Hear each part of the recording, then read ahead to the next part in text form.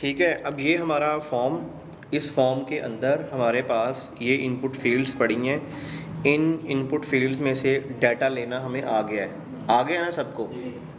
अब मैंने इस इनपुट फील्ड में यानी इस फॉर्म के अंदर 3 इनपुट फील्ड्स थी। अब आवाज़ ना आए फिर मिक्स हो जानी है इसमें। ये मैंने एक इनपुट फील्ड का इजाफा किया। जैसे ही मैंने इस इनपुट फील्ड को बढ़ाया तो मेरा कोड भी बढ़ गया। कोड में मैंने क्या किया, एक इनपुट फील्ड जो है वो कॉपी की, उसको नई जगह बनाई उसमें। अब 3 थी तो क्या हो गई 4। अब जैसे ही मैंने वो इनपुट फील्ड एंटर किया तो मुझे उस एड्रेस के रेलिवेंट अब नया फंक्शन बनाना पड़ेगा।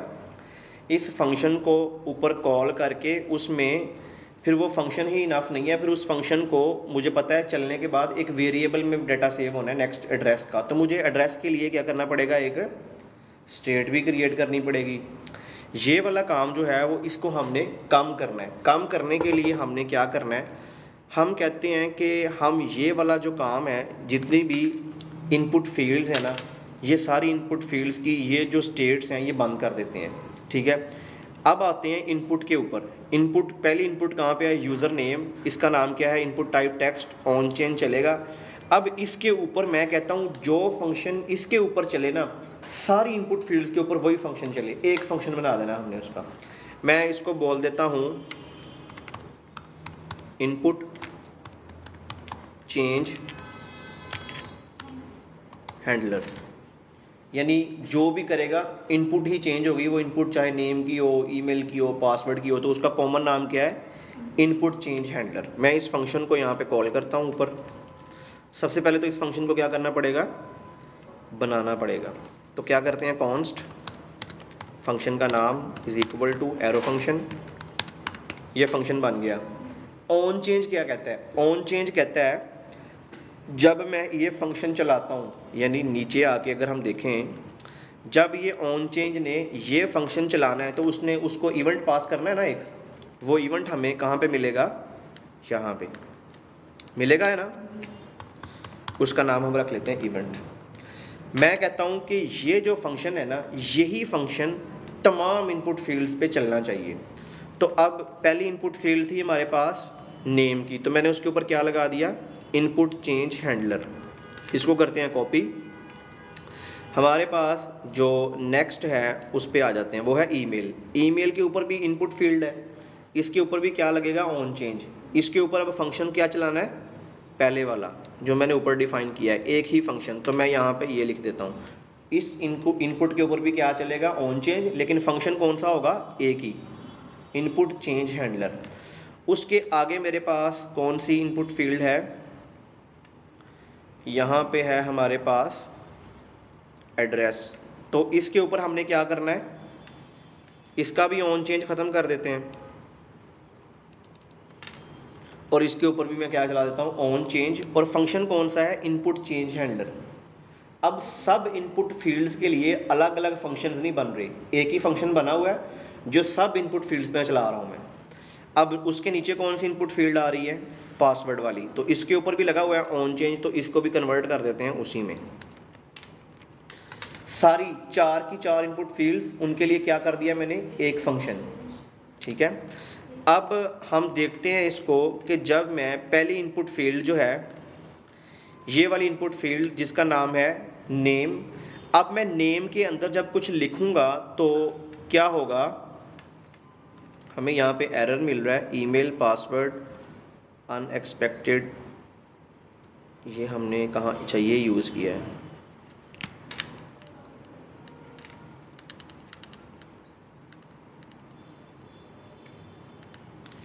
यहाँ पर भी यूज़ हो रहा है, ठीक हो गया।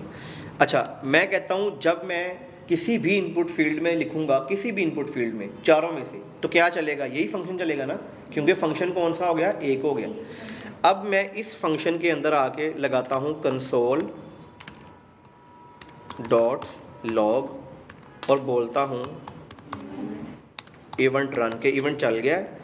और यहाँ पे हम लिख लेते हैं event dot target dot value. ठीक है, अब मैं जब इस इनपुट के अंदर कुछ लिखूंगा, चाहे वो नेम वाली है चाहे वो कोई भी है, तो कंसोल चलना चाहिए ना। फिर हम इसको रिफ्रेश करते हैं और मैं यहाँ पे कुछ टाइप करता हूँ। मैंने यहाँ पे टाइप किया NUMAN। ये कौन सी इनपुट फील्ड चली? नेम वाली चली। अच्छा, अब हम पेज को बल्कि रिफ्रेश करने की बजाय मैं इसी को ख़त्म कर देता हूँ। मैं आप लिखने लगा हूँ ईमेल में, तो वही फंक्शन चलेगा ना। तो मैं यहाँ पे क्या लिखता हूँ? NUMAN@gmail।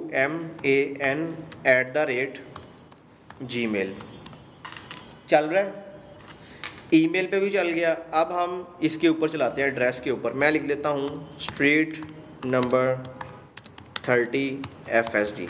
उसके ऊपर भी चल रहा है, नीचे लिखा हुआ आ रहा है ना वो ऑन चेंज। अब मैं पासवर्ड के ऊपर भी चला लेता हूँ, पासवर्ड है जी 1 2 3 4। उसके ऊपर भी यानी सारी इनपुट फील्ड के ऊपर कौन सा फंक्शन चल रहा है? एक ही फंक्शन चल रहा है। क्लियर है? अच्छा, अब आते हैं इस मुद्दे की तरफ कि जब हमारा फंक्शन चलता है ना, तो पीछे अगर जाएं तो अगर अभी जो हमने पीछे काम किया है उसमें क्या था? फंक्शन जैसे ही चलता है वो फंक्शन सिर्फ एक काम करने के लिए चलता है। वो काम क्या था भला? वो इनपुट की वैल्यू लेके नेक्स्ट किसी वेरिएबल में सेव करवाता था, यानी उसका सेट वाला फंक्शन चलाता था। ऐसा ही है ना? यहाँ पर भी हमने क्या करना है? नेम की वैल्यू लेनी है और उसको किसी वेरिएबल में सेव करवाना है। ईमेल की वैल्यू लेनी है, उसको किसी वेरिएबल में सेव करवाना है। पासवर्ड की वैल्यू लेनी है, किसी पासवर्ड की वेरिएबल में सेव करवानी है। अच्छा, अगर हमारे पास फंक्शन ही एक है, पहले फंक्शन थे अलग अलग 4 फंक्शन, तो कितनी इनपुट फील्ड्स बनी थी, कितनी स्टेट्स बनी थी? 4। अब हमारे पास फंक्शन ही एक है तो हम स्टेट भी एक बनाएंगे। ठीक है, हम कहेंगे यहाँ पे कॉन्स्ट, इसको बोल देते हैं यूज़र डाटा। ठीक है, और इसमें हम लिख देंगे सेट यूज़र डाटा। ये एक स्टेट बन गई, इसको हम बोलेंगे यूज़ स्टेट। अच्छा, इस स्टेट को, ये जो यूज़र डाटा है, अगर मैं यहाँ पर कोई भी वैल्यू लिख दूँ तो इसका क्या मतलब है? इसका मतलब ये है कि ये एक वेरिएबल है, इस वेरिएबल का ये फंक्शन है, यहाँ पर जो भी वैल्यू आप लिखते हो वो इस वेरिएबल को असाइन होती है। अगर आप खाली छोड़ दोगे तो इसका मतलब इस वेरिएबल की वैल्यू खाली। अगर आपने यहाँ पर 10 लिख दिया तो इसका मतलब यूज़र डाटा की वैल्यू 10। अगर आप यहाँ पर इसको ये लिख दोगे तो इसका मतलब क्या होगा? इस वेरिएबल की वैल्यू ये स्ट्रिंग। ठीक है, अब अगर मैं आपसे कहूँ कि ये जो जगह है इसके ऊपर मैं यहाँ पे ये लिख देता हूँ, अब क्या होगा? ये जो यूज़र डाटा एक वेरिएबल है, इसकी वैल्यू क्या हो जाएगी? एक एरे, ये वाली एरे। ये सिंपल वही नहीं है जो जावास्क्रिप्ट में हम पढ़ते हैं, कॉन्स्ट। अगर मैं यहाँ पे लिखूँ स्टूडेंट्स इज इक्वल टू और एक एरे बनाऊँ तो यहाँ पर फर्स्ट, उसके बाद सेकंड, तो ऐसे ही हम उसको बढ़ाते जाते हैं। ये सिंपल वेरिएबल है जावास्क्रिप्ट का। ये कौन सा वेरिएबल है? रिएक्ट का, यूज स्टेट का। ठीक है, अब इस वेरिएबल के अंदर तो डायरेक्ट एरे ऐसे सेव हो जाती है, लेकिन रिएक्ट के इस वेरिएबल में एरे कैसे सेव होती है? वो डाटा जो आपने इस यूज स्टेट के अंदर लिखा होता है वही इसकी वैल्यू बन जाता है। अब इसका मतलब ये है कि यूजर डाटा के पास क्या है? एक एरे। ठीक है, हमने अब इसको करना ये है कि हमने इसको इस जगह पर एक ऑब्जेक्ट दे देना है, इस तरह करके। ऑब्जेक्ट भी तो होते हैं ना, ऑब्जेक्ट में वैल्यूज कैसे देते हो आप? यहाँ पे लिखा होता है ना नेम, ये वाली वैल्यू। उसके बाद क्या होता है आपके पास? ईमेल,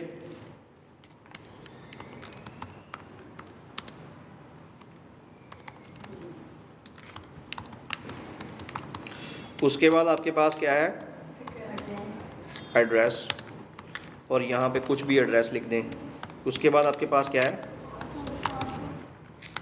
पासवर्ड, और पासवर्ड है 1 2 3 4। समझ आ गई बात की?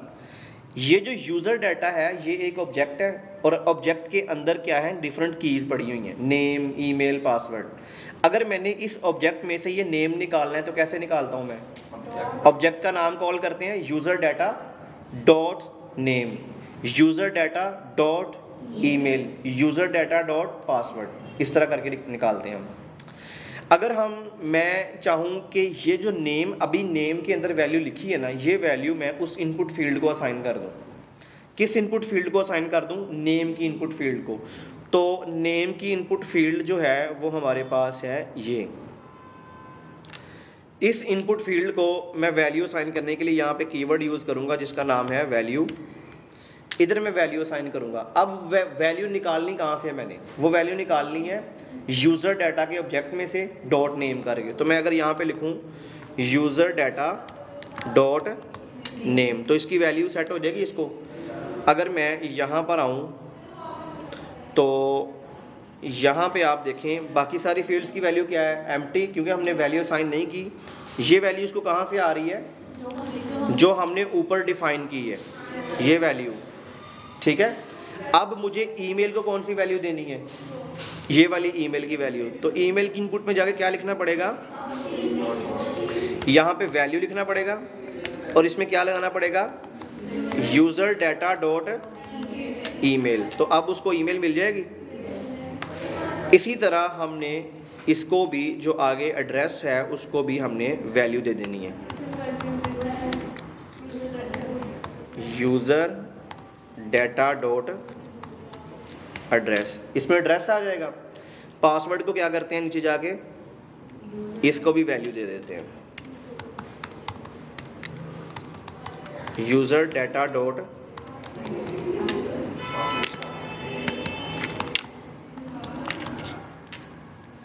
तो इसमें सारा फिल नज़र आ रहा है आपको? फॉर्म नज़र आ रहा है ना फिल। अब अगर मैं ऊपर जाऊं, मैं ये वाली जो वैल्यू है जो नेम के अंदर मैंने ऑलरेडी दे दी है, अगर मैं इस वैल्यू को कर दूं खाली तो क्या होगा? उसकी वैल्यू एम्प्टी हो जाएगी। क्यों एम्प्टी करनी है? क्योंकि ये वाली वैल्यू हमने लिखनी है तो आनी है, लिखी लिखाई तो नहीं आती ना, इसलिए। अब इसकी वैल्यू को भी खाली कर देते हैं, इसकी वैल्यू भी खाली हो गई। उसके बाद हमारे पास एड्रेस है, इसको भी खाली कर देते हैं और पासवर्ड को भी खाली कर देते हैं, क्योंकि हमने ये वैल्यूज़ लेनी है। हमने डायरेक्ट फॉर्म को वैल्यूज़ तो देनी नहीं है, हमने इस फॉर्म में से वैल्यू निकालनी है। यानी यहाँ पे अगर कोई यूज़र लिखता है बिलाल तो हमने ये वाला बिलाल इसमें से खुद निकालना है, ठीक है। अगर इसमें कोई लिखता है ईमेल तो हमने वो ईमेल इसमें से निकाल के लेके आनी है। तो अब हमने एक ऑब्जेक्ट बना लिया, एक फंक्शन बना लिया। अब हमें पता है कि ये जो इवेंट है, इस इवेंट के अंदर हमारे पास जो वैल्यू आती है वो है event dot target dot value. Clear है? अब हम ऐसा करेंगे, यहाँ पे आके हमने इस ऑब्जेक्ट के अंदर अगर मैं ये वाला फंक्शन चला दूँ सेट यूज़र डाटा, पहले यही करते रहे ना हम, हर फंक्शन चलता था वो अपना सेट वाला फंक्शन चलाता था, उसमें हम क्या लिख देते थे?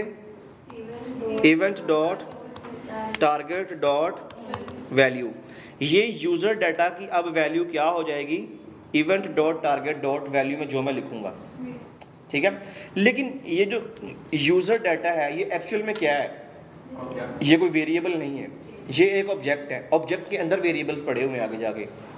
यूज़र डाटा खुद कुछ नहीं है, यूज़र डाटा के अंदर नेम है एक्चुअल जिसको वैल्यू असाइन करनी है। यानी अगर मैंने वैल्यू असाइन करनी है तो मुझे कहाँ तक जाना पड़ेगा?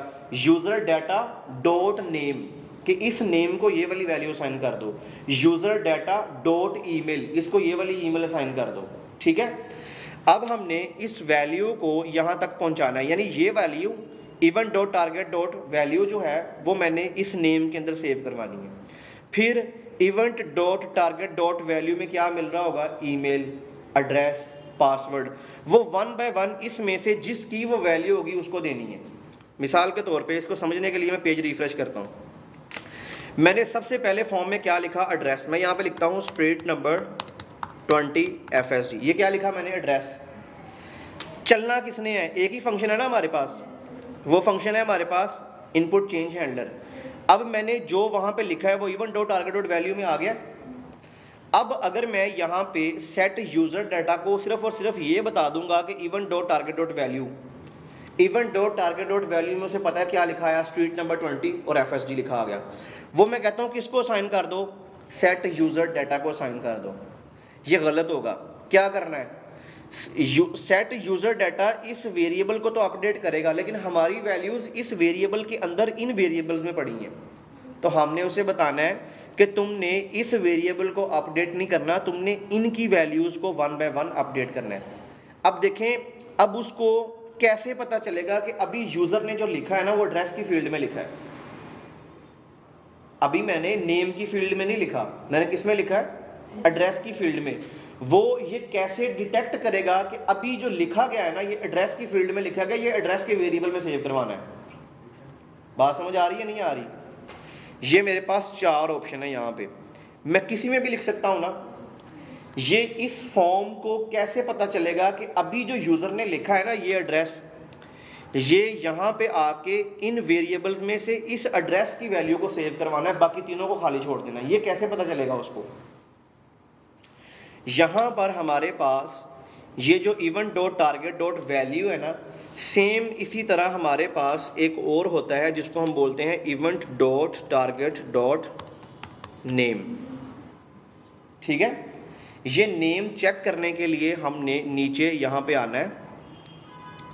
हर इनपुट फील्ड को हमने क्या असाइन कर देना है? एक नेम असाइन कर देना है। ठीक है, ये इनपुट फील्ड मैं किस पर्पज़ के लिए यूज़ कर रहा हूँ? नेम लेने के लिए, तो मैं इसका नाम क्या रख देता हूँ? नेम। दूसरी इनपुट फील्ड में किस पर्पज़ के लिए यूज़ कर रहा हूँ? ईमेल, तो इसका मैं नेम क्या रख देता हूँ? ईमेल। आगे आने वाली जो इनपुट फील्ड है ये मैं किस पर्पज़ के लिए यूज़ कर रहा हूँ? एड्रेस के लिए, तो इसका नाम रख देते हैं एड्रेस। उससे आगे वाली पासवर्ड, तो इसका नेम रख देते हैं पासवर्ड। हमने सबको नाम दे दिया। ठीक है, जब भी मैं जिस फील्ड में लिखूंगा ना अब उस फील्ड का साथ नाम भी आएगा, तो अब उसे पता चल जाएगा ये किस फील्ड में लिखा गया। अब अगर मैं यहाँ पे आके इस इनपुट फील्ड में लिखूंगा तो अब event dot target dot name से क्या निकालेगा? वो सारी इनपुट फील्ड में से चेक करेगा, जिसमें लिखा गया ना उसका नाम बता देगा कि आपने एड्रेस वाली फील्ड में लिखा है। तो इससे मुझे आइडिया हो जाएगा कि ये डाटा किस फील्ड का है? एड्रेस की फील्ड का है। तो मैं कहूँगा अब जो डाटा आया ना ये एड्रेस वाले वेरिएबल को सेव करवा दो। अब मुझे भी आइडिया हो जाएगा, इसको भी पता चल जाएगा। पहले हमें आइडिया नहीं हो रहा था। मैं जिस भी फील्ड में लिखता हूँ तो मुझे वैल्यू किस में मिलती है? Event dot target dot value. सबके लिए ये सेम है। अब देखो, मैंने पहले इसमें लिखा, अब मैंने लिखा इसमें, मैं इसमें कुछ लिख देता हूँ, वैल्यू किस में मिलेगी? Event dot target dot value. Value तो मिल गई, लेकिन ये कैसे डिटेक्ट करना है कि ये वैल्यू किस इनपुट फील्ड की वैल्यू है? नेम की है, ईमेल की है, एड्रेस की है? मिल तो सब में event dot target dot value से ही रही है। ये काम करने के लिए हमने सबको क्या लगा दिया? नेम लगा दिया। ठीक है, अब वो जो नेम हमने लगाए हैं उससे ये डिटेक्ट हो जाएगा, जिस इनपुट फील्ड में मैं लिखूंगा वो इनपुट फील्ड इस नेम में मुझे पता चल जाएगा कि event dot target dot name. इसका मतलब मैंने जब नाम में कुछ लिखा तो उसके event dot target dot name ने मुझे क्या बता देना है कि नेम वाली इनपुट फील्ड में कुछ लिखा गया है। अगर मैं पासवर्ड वाली इनपुट फील्ड में कुछ लिखूंगा तो event dot target dot name उस इनपुट फील्ड का नाम भी उठा के ले आएगा कि अब लोगों ने, अब जिस यूजर ने लिखा है वो पासवर्ड की फील्ड में लिखा है, ये डाटा पासवर्ड का है, तो आपने ये डाटा अब पासवर्ड वाले इनपुट में सेव करवाना है। ठीक है, ये काम करवाने के लिए हमने यहाँ पे अब सेट यूज़र डाटा कॉल नहीं करना। सेट यूज़र डाटा क्या है? एक ऑब्जेक्ट है, ऑब्जेक्ट है ना।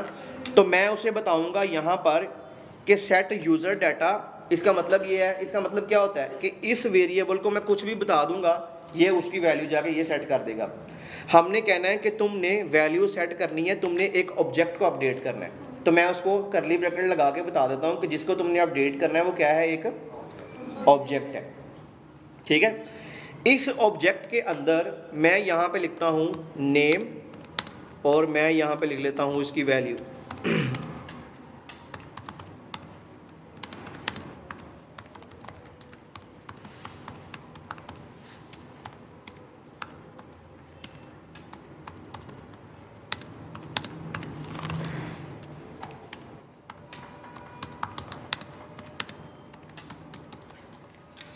अच्छा, अब देखें ज़रा क्या होगा जब भी मैं ये फंक्शन चलेगा, किसी भी इनपुट फील्ड के थ्रू चलेगा।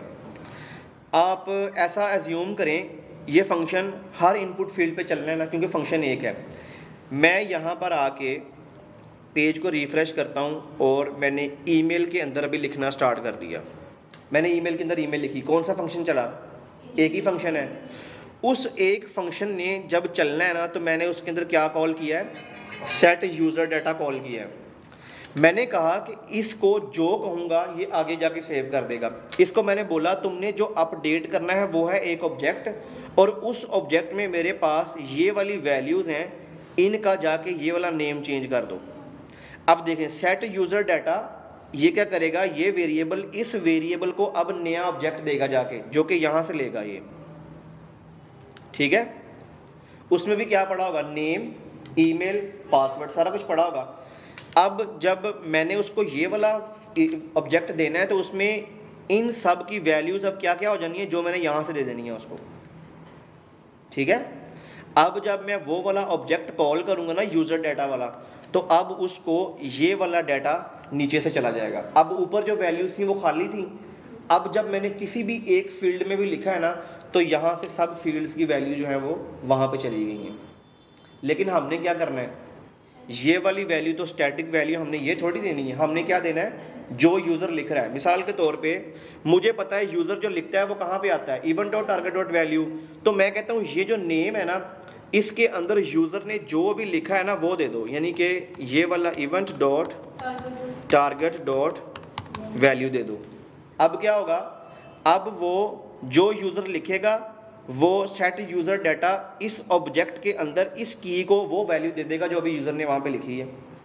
इसी तरह ईमेल है, ईमेल को भी अब अपडेट करेंगे तो क्या होगा? यहाँ पे लिखा आएगा event dot target dot value, और इसी तरह हम क्या करेंगे? सब के ऊपर ये वाली वैल्यूज़ को कॉल कर देंगे।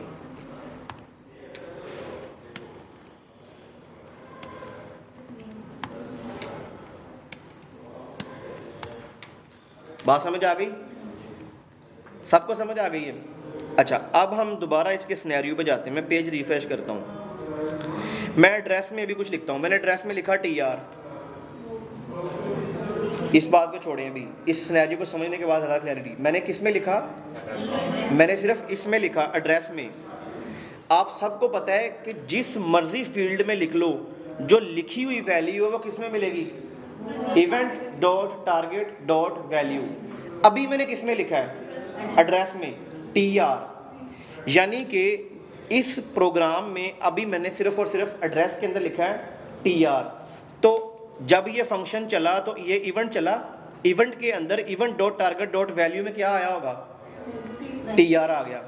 अब देखें, event dot target dot value में अगर TR पड़ा है, जिस चीज़ में TR पड़ा है वही चीज़ आपने सबके सामने लिख दी है, तो वो TR सबके सब पास चला गया।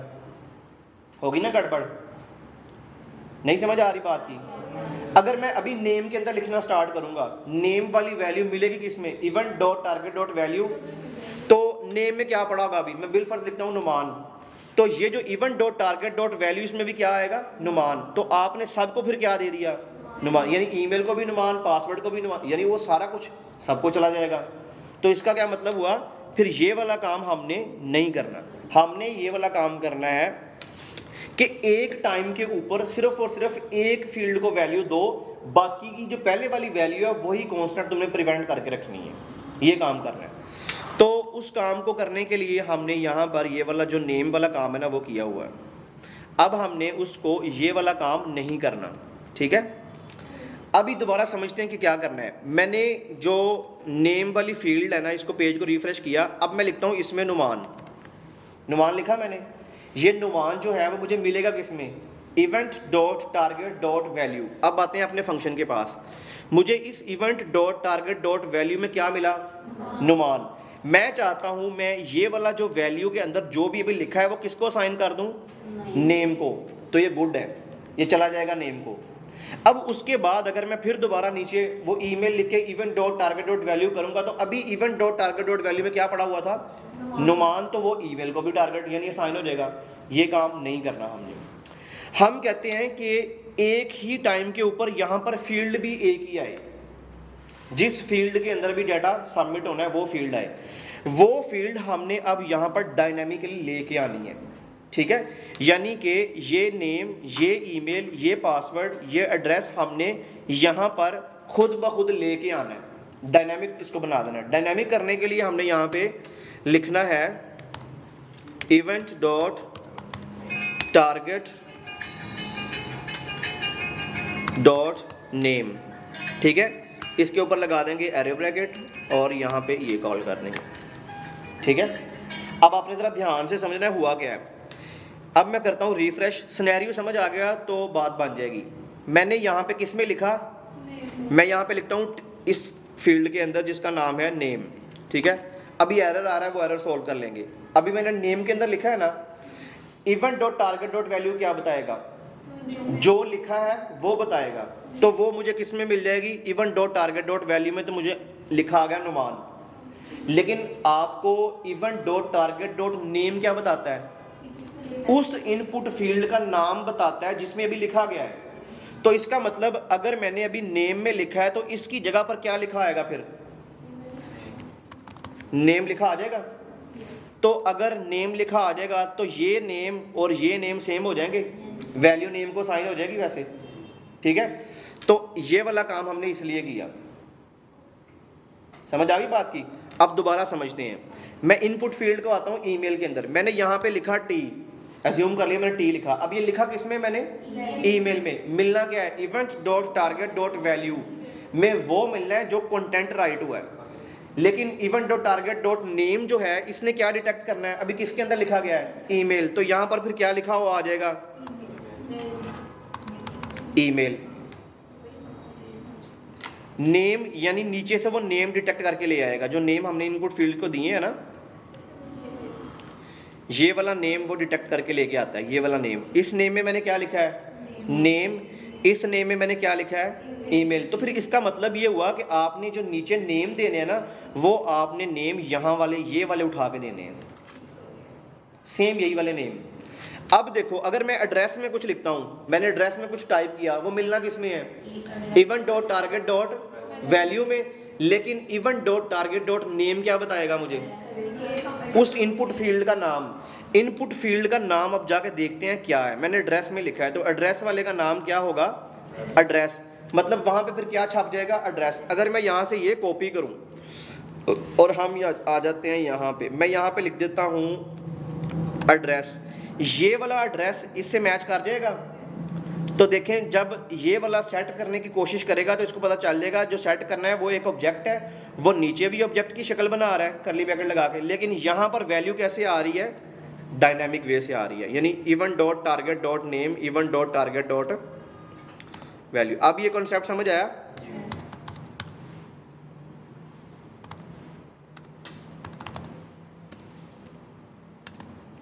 आपने ये काम इसलिए किया ताकि आपको बार बार ये वाले फंक्शंस ना बनाने पड़े, बार बार इनपुट फील्ड्स ना बनानी पड़े। क्लियर है? किस किस को इस बात की समझ आई है?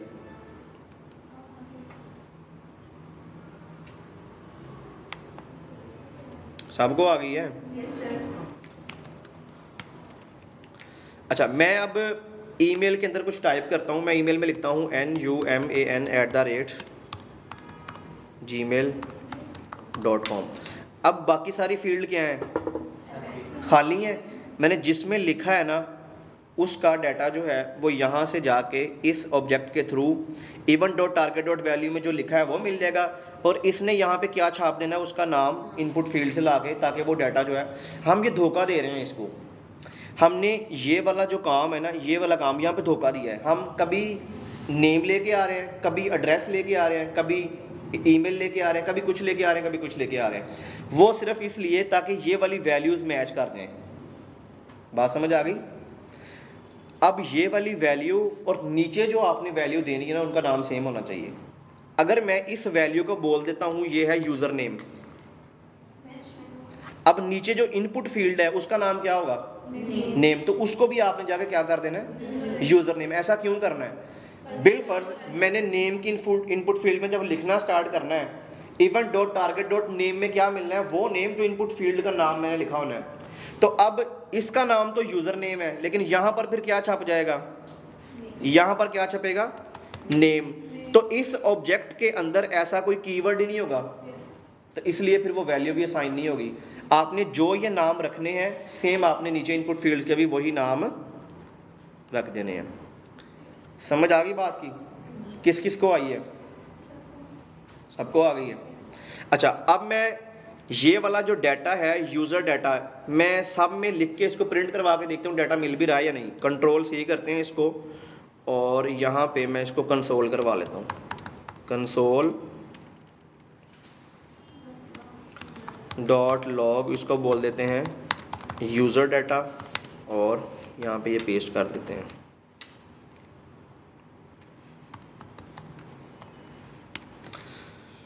हम इसको अब टेस्ट करते हैं कि हमारा काम सही चल रहा है या नहीं। कंसोल में आते हैं, आपको मिल रहा है यूज़र डाटा। यूज़र डाटा को अगर खोलें तो क्या मिल रहा है? ईमेल, नेम और पासवर्ड। क्लियर है? मैंने किस में लिखना है अब? नेम के अंदर। मैं ये वाला वैल्यू जो है वो इसमें लिख देता हूँ, ठीक है। अब देखो यूज़र डाटा चला, उसमें हमें क्या मिला? नेम। अब आपको बाकी वैल्यूज़ नहीं मिली, ईमेल नहीं मिला, पासवर्ड नहीं मिला, ठीक है। अब मैं यहाँ पे आके ईमेल के अंदर कुछ लिखता हूँ। यूज़र डाटा में क्या मिल रहा है? ईमेल। यानी जिस फील्ड के अंदर आप लिख रहे हो वही मिल रही है, बाकी नहीं मिल रही। बात है ना ऐसी? अब बाकी मैंने यहाँ पे नेम भी लिखा हुआ है, मैंने यहाँ पे एड्रेस भी लिखना है, तो इसका मतलब फिर ये है कि जब तक मैं सारा फॉर्म लिखते लिखते लास्ट फील्ड तक आ जाऊँगा ना, वो बाकी सारी की सारी फील्ड भूल जाएगा, लास्ट वाली में जो लिखा है वो याद रखेगा और मुझे यहाँ पे दे देगा। ये ऐसा इसलिए है क्योंकि मेरे प्रोग्राम के अंदर लॉजिक भी वही लगी हुई है। यहाँ पे ये वाली जो लॉजिक लगी है ना, ये वही लॉजिक लगी हुई है। इस लॉजिक इसको बेहतर करना है। इसको बेहतर करने के लिए हमने यहाँ पे जस्ट और कुछ नहीं करना है, एक छोटा सा काम करना है। 3 ऑपरेटर लगा के मैंने जो ये वाला मेरा ऑब्जेक्ट है, इस ऑब्जेक्ट का नाम मैंने यहाँ पे कॉल कर देना है, ठीक है। मैंने इस सब्जेक्ट का नाम कॉल कर दिया 3 ऑपरेटर लगा के। अब इसका मतलब क्या है वो समझते हैं। अब हम इस पेज को करते हैं रिफ्रेश। अब हमने नेम में कुछ लिखना है, मैं नेम में लिख लेता हूँ ये। अब आप देखें पहले क्या मिल रहा था? सिर्फ नेम। अब क्या आ रहा है? ईमेल, पासवर्ड, वो सारी खाली हैं। ऐसा ही है ना? अब मैं लिखता हूँ ईमेल के अंदर, मैंने यहाँ से क्या चूज़ किया? ईमेल। अब नेम के अंदर जो लिखा था वो भी आ गया, ईमेल के अंदर जो लिखा है वो भी आ गया। अब आगे है एड्रेस, तो एड्रेस के अंदर भी कुछ लिख लेते हैं, जो लिखा वो आ गया, और पासवर्ड में भी कुछ लिख लेते हैं, जो लिखा वो आ गया। अब इस ऑब्जेक्ट को खोलो तो इसमें क्या है? एड्रेस में एड्रेस पड़ा हुआ है, ईमेल में ईमेल है, नेम के अंदर नेम है, पासवर्ड में पासवर्ड है। वो किस वजह से हुआ? इस वजह से, सिर्फ इस छोटी सी लाइन की वजह से। इसका मतलब है, इसको बोलते हैं स्प्रेड ऑपरेटर, ठीक है। अब इसको समझते हैं ये क्या है। जब भी मैं उसको बोलता हूँ कि तुमने ये ऑब्जेक्ट जो है वो अपडेट करना है, तो वो अपडेट करने के लिए मैंने उसे कहा है कि तुमने एक टाइम के ऊपर सिर्फ एक इनपुट फील्ड को अपडेट करना है। वो कहता है ठीक है। अगर मैं ये नहीं लगाता, मैंने ये नहीं लगाया कोड, ठीक है, तो वो यहाँ पर आप एज्यूम करें कि मैंने अभी लिखा है नेम वाली इनपुट फील्ड में, तो यहाँ पे क्या आ गया? नेम आ गया, और यहाँ पर वो वैल्यू आ गई जो मैंने वहाँ पे लिखी है। मेरा ऑब्जेक्ट क्लोज हो जाएगा। तो इसका मतलब ये है, मैंने ऑब्जेक्ट के अंदर क्या दिया? एक की दी, एक वैल्यू दी, और उसके बाद मैं ख़त्म कर दिया। इसका काम क्या है? सेट यूज़र डाटा का काम जो है, जो यहाँ से दोगे एज इट इज़ इसको पकड़ा देगा। अब जो उसने नीचे से इस यूज़र डाटा ने जो इस ऑब्जेक्ट को दिया है डाटा, वो क्या दिया है? एक ऑब्जेक्ट ये वाला, और उसमें एक ही फील्ड दी है जो कि नेम के साथ थी, क्योंकि यहाँ पे क्या आया था? नेम। अब अगर मैं बिलफर्ज एड्रेस के अंदर कुछ लिखता हूँ, तो यहाँ पर नेम की जगह पे क्या आ जाएगा? एड्रेस, और यहाँ पर क्या आ जाएगी? वैल्यू। इसका काम क्या है? हु बहू जो इसके अंदर पड़ा हुआ है वो इसको असाइन कर देना। अब इसको क्या असाइन करेगा? एक ऑब्जेक्ट जिसके अंदर सिर्फ और सिर्फ एक की है एड्रेस के नाम से, बाकी 3 होंगी नहीं, तो वो वैल्यू जो एड्रेस की है वो मिल जाएगी, बाकी 3 मिलेंगी नहीं। ऐसा ही है ना? उस चीज़ को सही करने के लिए यहाँ पे हमने स्प्रेड ऑपरेटर यूज़ किया, ठीक है। ये इसका क्या मतलब है? इसका मतलब ये है कि अपडेट करने से पहले पहले इस पूरे ऑब्जेक्ट की कॉपी बना के यहाँ पे रखो। वो सारी की कॉपी बना के यहाँ पे रखेगा। इसका मतलब यह है, वो नेम, ईमेल, एड्रेस और पासवर्ड की सारी फील्ड उठा के पहले इस ऑब्जेक्ट में लेके आएगा। उसके बाद इस लाइन को देखेगा कि ये लाइन किस इनपुट फील्ड का डाटा अपडेट कर रही है। वो उन चारों में से किसी एक का डाटा अपडेट कर देगा, बाकी 3 एज इट इज रहेंगी। जिसका यहाँ पर नाम मैच हो जाएगा उन चारों में से उस एक की वैल्यू अपडेट कर दी जाएगी, बाकी तीनों एज इट इज रहेगी, जिसका नाम आया उसकी वैल्यू अपडेट। अब क्या होगा, पिछली तीन भी मिल गई, जो नई अपडेटेड वाली थी वो भी मिल गई। ये काम हमें यहाँ पर नजर आ रहा है, ठीक है। इसको पेज को रिफ्रेश करें तो यहाँ पे जब मैं डाटा एंटर करूँगा, नेम के अंदर मैं लिखता हूँ, अब देखें आपको ये नेम मिल रहा है, लेकिन ईमेल एड्रेस और पासवर्ड भी मिल रहे हैं, लेकिन वो अभी क्या मिल रहे हैं, खाली। इसने क्या किया, इसने यहाँ से ये यूज़र डाटा ये कॉपी लेके आया। क्या कॉपी लेके आया, ये यहाँ से सारे कॉपी करता है, कंट्रोल सी, और यहाँ पे आके पेस्ट कर देता है, ठीक है। इसका ये मतलब है। अब जब ये पेस्ट करता है ना, तो पेस्ट करने के बाद वो कहता है कि जिस इनपुट फील्ड को आपने यहाँ पर बताया है, ऊपर ये सारी पड़ी हैं, वो कहता है नीचे यहाँ पर क्या होगा, इन चारों में से किसी एक का नाम होगा। ऐसा ही होगा ना, नेम के अंदर कभी नेम आएगा, कभी एड्रेस आएगा, कभी ईमेल आएगा। वो देखेगा ये चारों मेरे पास मौजूद हैं, यहाँ पर जिसका इनमें से नाम मिल जाएगा उसकी वैल्यू अपडेट कर देगा, बाकी एज इट इज रहेगी, जिसका नाम मिल जाएगा उसकी वैल्यू अपडेट कर देगा। इस तरह काम चल रहा है ये। तो इसको करने के लिए यहाँ पे इसको बोलते हैं स्प्रेड ऑपरेटर। अब ये काम क्यों किया, इसलिए कि अब मैं जब भी इस फॉर्म के अंदर फील्ड्स बढ़ाऊंगा तो मुझे ना तो कोई एक्स्ट्रा फंक्शन बनाना है, ना ही मुझे कोई एक्स्ट्रा इनपुट बनानी है।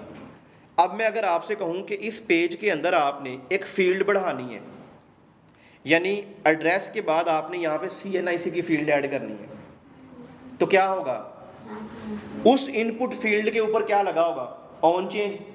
फंक्शन पीछे कौन सा है, एक ही है, वही फंक्शन उसके ऊपर भी कॉल कर देंगे। अब आपको फंक्शन नहीं बनाना पड़ा ना, एक्स्ट्रा काम बस क्या होगा, इसमें फंक्शन यही वाला चल जाएगा। अब जो फील्ड बढ़ाओगे बस उसका यहाँ पे आके नाम ऐड कर देना है। अब कौन सी फील्ड बनाई है, CNIC, तो ये खाली, ठीक है। और नीचे जाके जो फील्ड होगी उसके नाम में जाके क्या लिख देना है, CNIC। सिर्फ ये काम करना है। अब आपके फॉर्म में चाहे 150, 1000, लाख फील्ड भी आ जाएं, फंक्शन बना पड़ा है, काम हुआ, आपने फील्ड बनानी है और यहाँ पे आके बस उसका नाम ऐड कर देना है, यही काम है। ये काम इसलिए किया है, ठीक है। अब आप लोगों ने इसके ऊपर जो है वो काम करना है, उसके ऊपर काम नहीं करना, सिंगल वाले के ऊपर। इसको गो थ्रू करना है, इसको याद करना है, इसको रटा मारना है, इसको जो भी करना है। ये कोड आपने डिलीट नहीं करना, ये कोड आपको किसी भी प्रोजेक्ट में काम आ सकता है, हर प्रोजेक्ट में यही कोड चलेगा, क्योंकि ये कोड मैंने डायनामिक कर दिया है, इसमें कोई स्टैटिकली नहीं है। आप यहाँ से कॉपी करके अपने प्रोजेक्ट में लेके जाओगे, आपने अपने फॉर्म के अकॉर्डिंग जस्ट क्या करना है, फील्ड्स का नाम रख देना है, बस ठीक हो गया। रिकॉर्डिंग करने लगा हूँ बंद।